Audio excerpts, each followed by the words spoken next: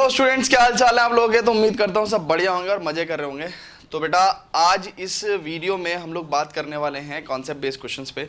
तो इससे पिछली वाली वीडियो बहुत लंबी हो गई थी और इसी वजह से बहुत सारे स्टूडेंट्स क्या होता है, एक तो उनका सिलेबस कंप्लीट नहीं हो, ऊपर से टॉपिक मैक्सिमम मिनिमम का है ना, तो वो फिर अवॉइड ही करते हैं लंबी वीडियोस को, है ना, कि यार देखेंगे बाद में देखेंगे। तो मैंने सोचा है कि भैया बच्चों को एक काम करते हैं कि एक एक क्वेश्चन जिसके 5-5 पार्ट होंगे, है ना, तो 5-5 पार्ट करके एक एक क्वेश्चन कराते रहो, है ना, रेगुलर बेसिस पे। तो उनका क्या हो जाएगा, साइड बाई एक कॉन्सेप्ट बेस्ड क्वेश्चन की प्रैक्टिस हो जाएगी। अगर आपको स्ट्रेटेजी अच्छी लगे तो मेरे को बताना, है ना, तो मैं इसी हिसाब से करूँगा। अदरवाइज मेरे को तो कोई दिक्कत नहीं भाई, मैं 2 घंटे की वीडियो भी बना के डाल सकता हूँ, ठीक है ना। तो थोड़ा सा फनी लर्निंग हो जाए तो उसमें मैं भी अब विश्वास करने लगा, ठीक है ना। ओके, तो करेंगे। अब ये जो क्वेश्चन है ये डायरेक्टली टेकन फ्रॉम एनसीईआरटी, है ना, बस इन पे जो कहानी है वो बदल दी गई है, ठीक है ना। तो आई थिंक थोड़ा लाइटिंग वाइटिंग कम है, बट कोई बात नहीं, अभी फिलहाल आपको ये दिखना चाहिए, है ना, मेन तो ये है, ठीक है। मेरा क्या है, मैं चाहे वीडियो में दिखूँ भी ना ठीक है, मेरी आवाज़ आनी चाहिए और ये दिखना चाहिए, ठीक है। चलो जी स्टूडेंट्स, तो विदाउट टेकिंग मच टाइम करते हैं। कहता है a barfi seller has to sell barfi by keeping it in a variable rectangular region. बहुत ध्यान से देखना, एक बर्फी सेलर है, has to sell barfi by keeping it in a variable rectangular region, यानी कि वो रेक्टेंगुलर रीजन ऐसा भी हो सकता है, ऐसा भी हो सकता है, ऐसा भी हो सकता है, कैसा भी हो सकता है। कह रहा on a fixed circular tray, लेकिन फिक्स्ड सर्कुलर ट्रे पे, यानी कि ट्रे तो सर्कुलर है लेकिन जब उसको बर्फी रखनी है तो रेक्टेंगुलर रीजन पे रखनी है, ठीक है ना, रेक्टेंगुलर रीजन पे रखनी है। बात समझ में आई। फिक्स्ड जब बात आ जाती है ना फिक्स्ड की, है ना, तो इसका मतलब क्या है कि वो जो सर्कुलर ट्रे है वो फिक्स्ड साइज की है, इसका मतलब उसकी रेडियस क्या होगी, फिक्स्ड होगी, ठीक है। ओके, कह रहा है कि rectangular region R on a fixed circular tray such that rectangle inscribed in circle always, है ना। वो कह रहा है कि रेक्टेंगुलर जो एरिया है सर्कल पे वो इस हिसाब से होना चाहिए कि हमेशा वो सर्कल पे इंस्क्राइब्ड रहे। मतलब अगर ये सिचुएशन ना बनी, अगर ये सिचुएशन बनती है मान लो, तो रेक्टेंगल रहना चाहिए इंस्क्राइब्ड। इंस्क्राइब्ड मतलब कि just touching the circumference of the circle, ठीक है ना।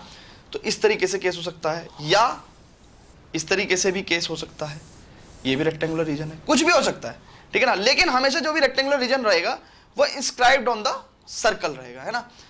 अब आगे बात करते हैं, कहता है if the radius of the circle is R. अब ये जो सर्कल है बेटा ये फिक्स्ड है, यानी इसका मतलब क्या है, ये रेडियस क्या होने वाली है, फिक्स्ड है। क्वेश्चन में गिवन इंफॉर्मेशन को ना जेम्स बॉन्ड की तरह निकाला करो, ठीक है ना।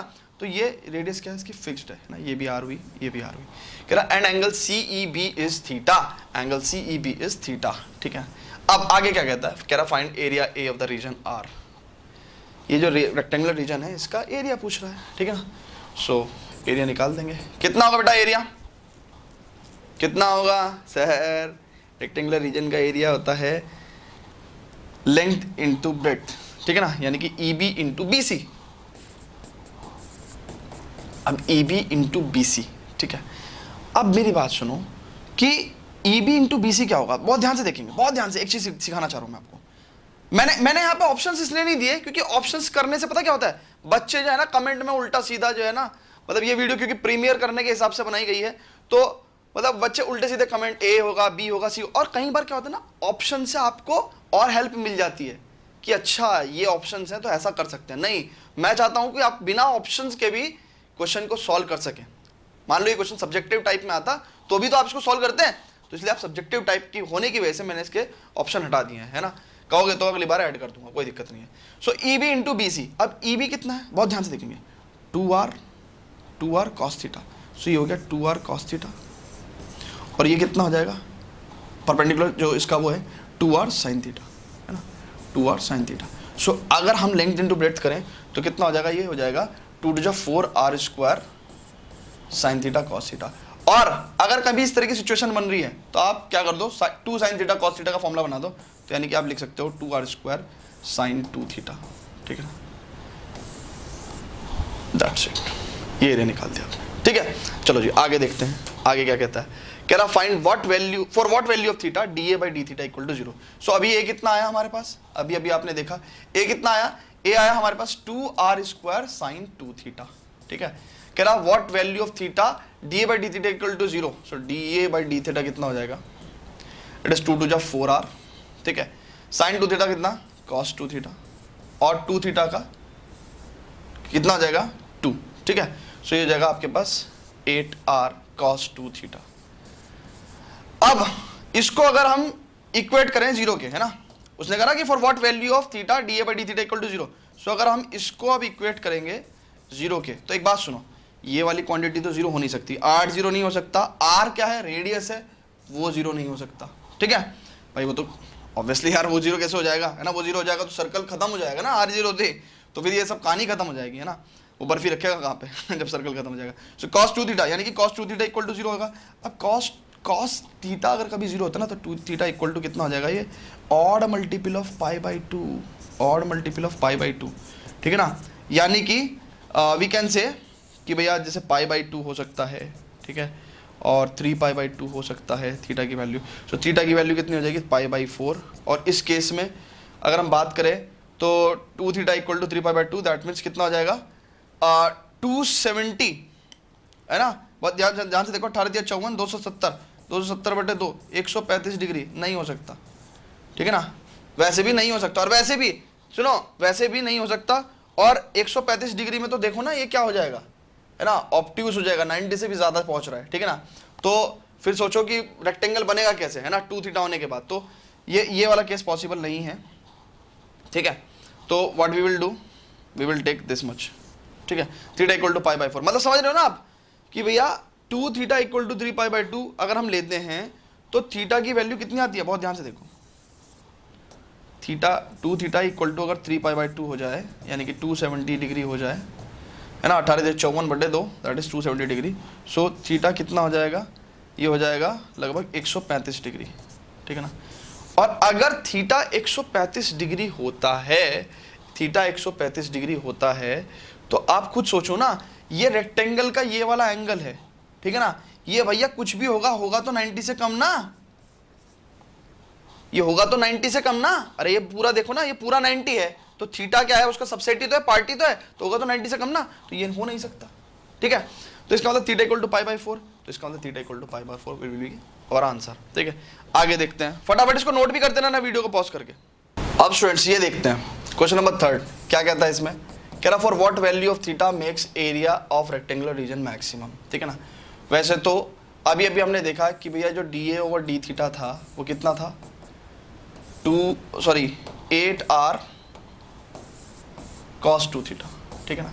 और इसको जब हमने इक्वेट टू 0 करा था तो हमारे पास क्रिटिकल पॉइंट कितना था, pi by 4, theta equal to pi by 4। तो ऑब्वियसली यही क्रिटिकल पॉइंट है, इसी पे क्या होगा, आपका मैक्सिमा अटेन करेगा, ठीक है ना। अगर आप इसको शो करना भी चाहते हो, है ना भाई, ये तो हमने ऑब्वियसली कह दिया क्योंकि ये क्रिटिकल पॉइंट था उस पर, है ना। लेकिन अगर आप इसको शो करना चाहते हो तो D square A over d theta square करना पड़ेगा आपको।